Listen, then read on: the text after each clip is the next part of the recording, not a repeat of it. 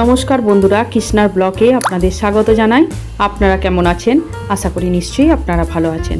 আমিও আপনাদের ছোট বড়র আশীর্বাদে ভালো আছি। এই দেখুন বন্ধুরা, এখন প্রায় সকাল 6:30 আপনাদের সাথে নিয়ে নতুন একটা ব্লগ শুরু করলাম। আশা করি নিশ্চয়ই ব্লগটা আপনাদের ভালো লাগবে। আমার তরফ থেকে সকল বন্ধুদের জানাই গুড মর্নিং, বড়দের জানাই প্রণাম, আর ছোটদের রইল আমার অনেক অনেক ভালোবাসা। সকালবেলায় সিদ্ধার্থের টিফিন রেডি করছি, এখান থেকেই আমার ভিডিওটি শুরু করেছি। যেহেতু এখন পরীক্ষা চলছে সেই জন্য একটুখানি হালকা ফুলকা টিফিন ওকে দিয়ে দিলাম, একটু কেক, একটা কলা আর কিছুটা খেজুর। হয়তো একটা কিছু খাবে আর বাকি দুটো জিনিস এখন ফেরত আসবে আমার জন্য প্রসাদ হিসাবে। যাই হোক, এখন তোকে দিতে হবে। আর যদি এটা নাও দিই, একদম খাবার খেতে চায় না, তবু একটা হলেও কিছু খেয়ে আসবে না। মোটামুটি সমস্ত কিছু রেডি করে নিয়েছে সিদ্ধার্থ, এবার খালি স্কুল যাওয়ার পালা।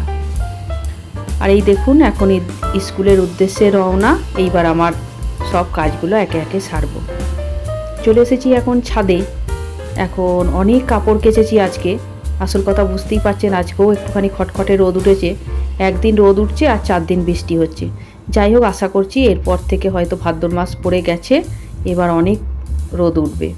সেই জন্যে অনেক জামা কাপড় এখানে কাচা হয়েছে 2 বালতি। চলুন ধীরে ধীরে এবার নাস্তার ব্যবস্থা করি। তবে কাপড় মিলে চান টান করে পুজো করে এখন চলে এসেছি। নাস্তা বানিয়েও নিয়েছি। সিদ্ধার্থের বাবাকে পরোটা আর একটু আলু ভাজা করে দিয়েছি। তবে আজকে থাম্বনেল দেখে আপনারা বুঝতেই পেরেছেন যে আমি দিন আনা দিন খাওয়া মানুষ হয়েও কী করে অল্প অল্প করে পয়সা জমিয়ে শখ পূরণ করি। সেই প্রসঙ্গে আসছি একটুখানি পরে। এখন বেরোচ্ছি আমি সবজির বাজার করতে। আর সবজিতে সামনে থেকে যেসব ঠেলা বা দোকানপাটি আছে সেখান থেকে জিনিস নেবো না, অনেক জিনিসের দাম, সেই জন্যে যাবো সবজি মন্ডিতে। তবে মাছ মাংস আজকে আর কিছু নেবো না, কেননা মাছ মাংস অল্প আছে ঘরে।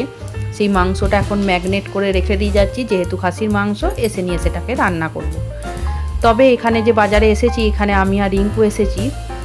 এবার এই মন্ডিতে একটু করে বেশি করে জিনিস নিলে ভারী সস্তা পড়ে পাইকারি রেটে। তো ভাবলাম যে আমি আর রিঙ্কু দুজন মিলে ভাগ করে নেবো, অতটা লাগবে না আমাদের। সেই বুদ্ধি খাটিয়ে এখন এই মন্ডিতে এসেছি। আসতে একটুখানি কষ্ট হয়, অনেকটাই দূরে, আবার জিনিসগুলো বয়ে নিয়ে যেতে হয়। সেই জন্যে এখন বললাম 2-3 কিলো নিয়ে নেবো। এবার আমি আর রিঙ্কু এখানে ভাগ ভাগ করে নিচ্ছি। তবে অনেকটা সস্তা, এখানকার বিলাতি 40 টাকা কিলো, কিন্তু আমাদের ওখানে দেখা যাচ্ছে যে যেখানে কাচের দোকানগুলো সেখানে 70 টাকা কিলো। আর এদিকে বরবটি এখানে 40 টাকা কিলো, আর সেটা ওখানে 60 টাকা কিলো। এইভাবেই 20 টাকা 30 টাকা এখানে বেশি থাকে। সেই জন্যে 2 পা হেঁটে এলে যখন ভাবলাম যে মন্ডিটা আছি, এখান থেকে জিনিস নিয়ে গেলে অনেক পয়সা আজকে বাঁচাতে পারবো। এই দেখুন, রিঙ্কু এখন দাঁড়িয়ে থেকে থেকে সমস্ত জিনিস মাপজোপ করে নিচ্ছে। এক তো মন্ডি, তারপর দুজন মিলে ভাগ করে নিলে অনেকটাই সস্তা পড়ে। আর মাছ মাংস আমরা একদিনের বাজার করে নিই, তবে ডিমটা ক্যারেট হিসাবে নেওয়া হয়, যেটা পাইকারি রেটে, তাহলে অনেকটাই সুবিধা হয়। যাই হোক, এখন চলে এসেছি বাড়িতে এসে যে মাংসটা আপনাদের বললাম ম্যাগনেট করা ছিল, সেটাই এখন বসিয়ে দিয়েছি। আর যেহেতু খাসির মাংস, কুকারে একটা সিটি মেরে নেবো। আর এর পর্যায়ে এসে আমার দিন আনা দিন খাওয়ার কথাগুলো আপনাদের সাথে ছোট্ট করে শেয়ার করি।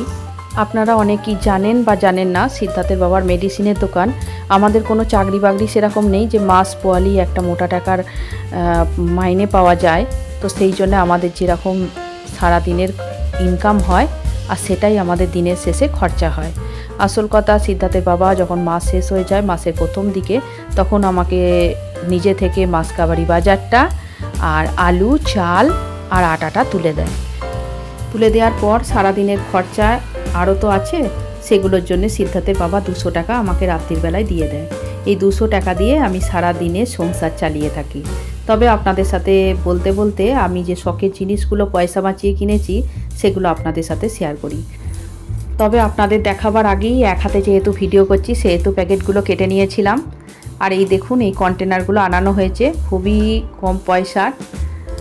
আর যেটুকু আমি পয়সা জমাই তার মধ্যে থেকে কিচেনের জিনিসগুলো কিনে থাকি। আর তার মধ্যে ভীষণ একটা খুশি অনুভব করতে পারি যে অল্প অল্প করে পয়সা জমিয়ে আমার নিজের শখের জিনিসগুলো পূরণ করছি। আবার দেখবেন কিচেনের জিনিস থাকা সত্ত্বেও আবার এক একটা করে কিনলে বেটা ছেলেরা দেখবেন অনেক রাগারাগি করে, বাপরে তোমরা কি পয়সা উড়িয়ে দাও। তো যাই হোক, বলার মুখ রাখিনি, আমার নিজের পয়সায় নিজে বাঁচিয়ে কিনেছি। এই কন্টেনারগুলো হচ্ছে প্লাস্টিকের, কিন্তু কোয়ালিটিটা অনেকটা ভালো। তাও অনেকের কাছে দেখেছি, তবু শখ ছিল যে এরকম কিনবো। তবে ছোটোটা পূরণ করেছি, এরকম বড় ডিব্বাও পাওয়া যাচ্ছে, সেটা পরে হয়তো পূরণ করার চেষ্টা করব। যাই হোক, এদিকে দেখুন, এরকম জ্বালিয়ে আমার কাছে আগেও ছিল, কিন্তু সেগুলো একটুখানি অনেক পুরনো হয়ে গেছে, জং জং লেগে গেছে। তো সেই জন্যে ভাবলাম এটাও একটা অর্ডার করে দিই। তবে ছোট বড় হিসাবে এরকম রয়েছে। তবে এগুলো মোটামুটি 150 টাকার মধ্যে 4টে পেয়েছি। আমার কাছে মনে হলো অনেক সস্তায়। এই ছোট কিছু জিনিস আমার নিজের অল্প পয়সা জমিয়ে আমি এগুলো কিনেছি। কেমন হয়েছে এগুলো অবশ্যই আপনারা কমেন্টের সাহায্যে আমাকে জানাবেন। যাই হোক, দুপুরবেলা খাওয়া দাওয়া করার পর একটুখানি রেস্ট নিয়ে এখন এসেছি ছাদে। সিদ্ধার্থ অনেকটাই ঘুমোচ্ছিল, তো আমি ভাবলাম ওকে উঠিয়ে নিয়ে ছাদে যাই। ছাদে আসার পর এই মেঘের সৌন্দর্য থেকে না থাকতে পেরে আমি একদম অবাক হয়ে খানিকটা তাকিয়ে রইলাম, আর আপনাদের সাথে একটুখানি ক্যামেরাবন্দি করে শেয়ার করলাম। কি অপূর্ব লাগছে না আকাশটা, মনে হচ্ছে যেন গ্রিটিংস কার্ডের প্রথম পেজটি। তবে এই সময় আকাশের দৃশ্যগুলো এইরকমই থাকে। যাই হোক, এখন সিদ্ধার্থকে একটু খেলিয়ে নিয়ে নামাবো নিচে। আর আমার সারাদিনের 200 টাকার খরচার হিসাবটা আপনাদের সাথে একবার শেয়ার করি। আসল কথা, রাতের শেষে যখন 200 টাকা দিয়ে দেয়, সকালবেলা উঠিয়ে আমাকে 1.5 কিলো দুধ লাগে সারাদিনের। সিদ্ধার্থের বাবা খায়, চা থাকে। তবে 1.5 কিলো দুধের দাম হচ্ছে 90 টাকা। তবে 100 টাকা ধরলে সেখান থেকে 10 টাকা বাঁচে। আর প্রতিনিয়ত তো দুধের মানে খপত হয় না। কোনো দিন যখন হেভি খাবার খেয়ে থাকে তখন অল্প কিছু দুধ হলেও বেঁচে যায়। তো সেদিনে 1 কিলো দুধ হলেও হয়ে যায়। আবার কোনো দিন কোনো মেহমান এলো, কোনো পায়েস টায়েস করলাম, সেদিনকে আবার একটুখানি দুধ বেশিও লাগে। তবে দেখুন, এখানে 1.5 কিলো দুধ, আর কালকে রাত্রিরে একটুখানি হেভি খাবার খাওয়া হয়েছিল, মাংস টাংস ছিল, সেই জন্য কিছুটা দুধ বেঁচেছে। ওই জন্য 1 প্যাকেট দুধ এখন ফ্রিজে রেখে দেবো, আর 2 প্যাকেটই এখন গরম করতে বসাবো। এইভাবেই মানে 100 টাকা থেকে 10 টাকা বাঁচাই দুধের দিক থেকে। আর 100 টাকা যেটা থাকে সেটা পার ডে সবজির জন্য। এইবার আমাকে ওইভাবে দেয় না যে প্রতিদিন সবজি নিয়ে এসো কিনে খাও, তার মধ্যে থেকে 100 টাকা জমানো থাকে।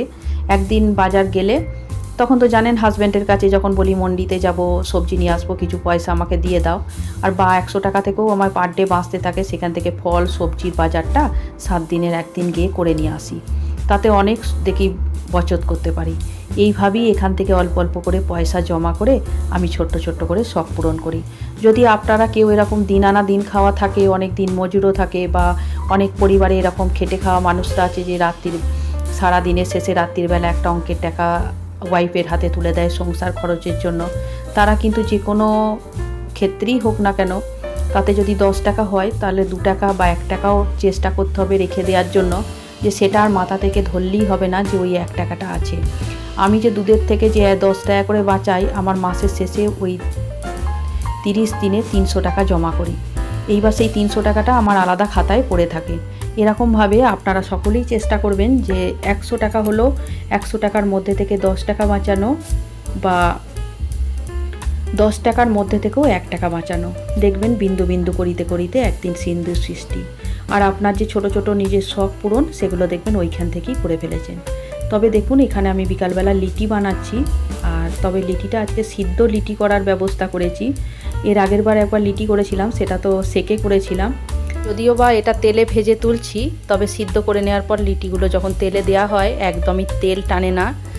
যতটুকু তেল আপনি কড়াই বা ফ্রাই প্যানে দেবেন, ততটুকু তেল দেখবেন আপনার ভেজে নেওয়ার পরও সেইটুকু অবশিষ্টই রয়ে গেছে।